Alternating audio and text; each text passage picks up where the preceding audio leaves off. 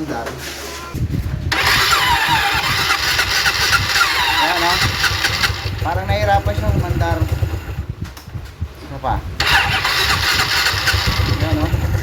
Parang nahirapan siyang umandar. Ayan. So nahirapan siyang umandar. Parang akala mo low-bat pero malakas naman yung battery niya. At gumagana naman yung starter, napapaikot niya. Kaya lang parang nahirapang umandar. So isa pa, try ulit natin. Yun o, nahirapan siya umandar. So meron tayong gagawin at ipapakita ko sa inyo kung saan yung problema na yun. So which is hindi sa battery. Okay, let's go. So ang una mga sir, kakalisin ko muna tong panggilid. Dahil doon natin pupuntahan yung problema na na-encounter natin dito sa motor na to. So kakalasin ko yan, papakita ko sa inyo kung ano yung sira.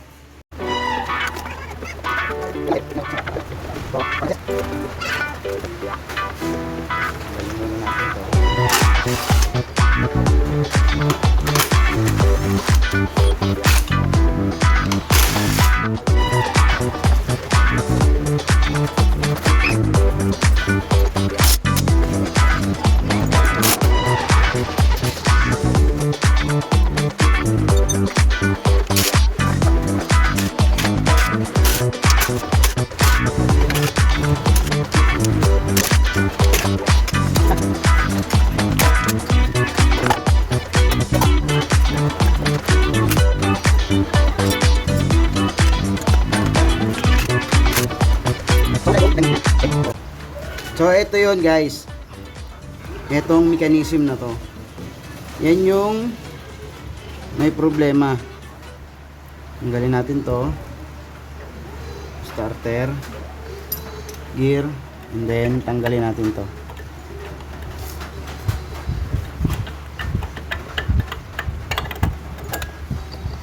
So yun, ito yung posibleng naging problema. Kaya ito yung kailangan nating kalasin. So, paano ba magkalas? Madali lang naman mga sir. Kuha lang kayo ng mga flat screw na manipis.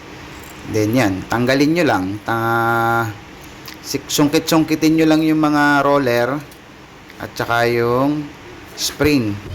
So yan, kapag nakalas nyo na yung mga roller, yan, ipapakita ko naman sa inyo kung ano yung diameter ng roller na luma and kung ano yung diameter nung bago. Okay? Ito yan mga sir ha. So kailangan ng palitan to dahil ito ay napupudpud. Yan. Okay, para meron tayong basihan ay papakita ko sa inyo gamit ang caliper. Yan. So i-zero muna natin. Pero kailangan medyo malinis. Okay. Yan. So papakita ko sa inyo kung ano yung diameter ng luma. Yan, yan yung luma. Ito yung diameter niya. 7.87. So, 4 na piraso yan. So, yan yung una. Ito yung pangalawa. 7.81 lang. So, maliit na siya. Ito yung pangatlo. 7.86. Yan. Medyo maliit-lit ng konti. Ito yung pang-apat. 7.84 yung pang-apat. Ito naman yung bago na nabibili lang sa halagang 100 hanggang 250 depende sa klase na ikakabit nyo. So, kunin ulit natin yung caliper. Sukatin ulit natin 7.89. So, yan yung isa, yung una. Ito yung pangalawa, 7.89. Pangalawa. Ito yung pangatlo, 7.89.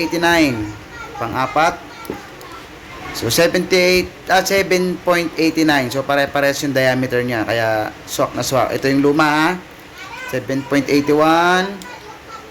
7.88. So medyo may malapit. 7.84. Bawas na rin. 7.81. Bawas na siya. 7.86. So bawas na talaga yung kanyang mga roller.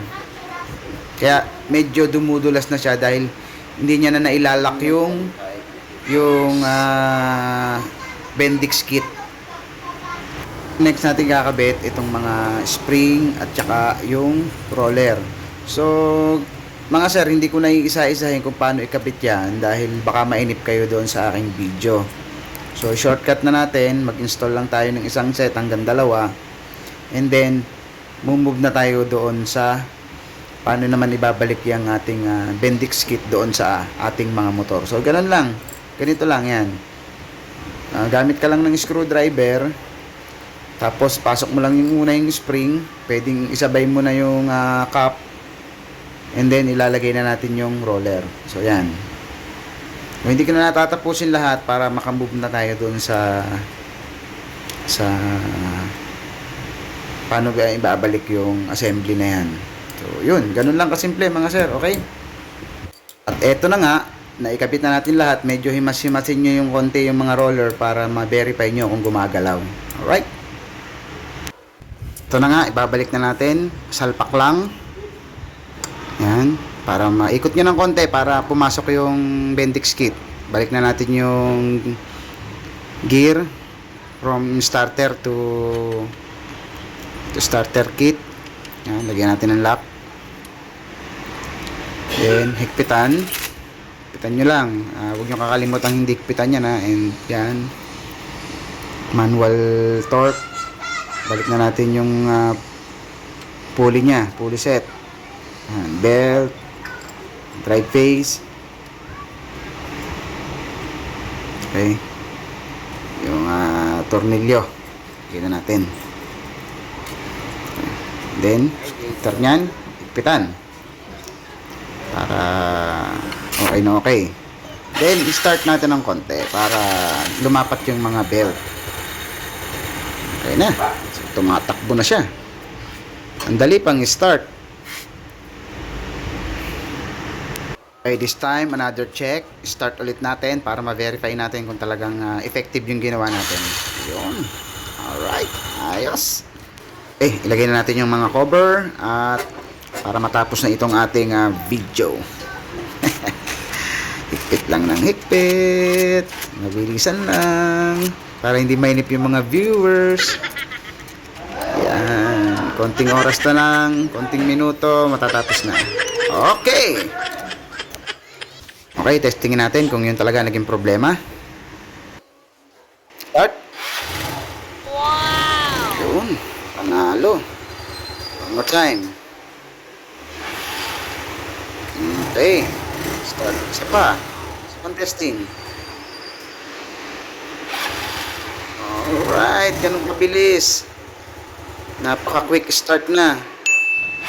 Isa pa. Diba? Okay. Dito na nga nagtatapos ang ating video. Thank you.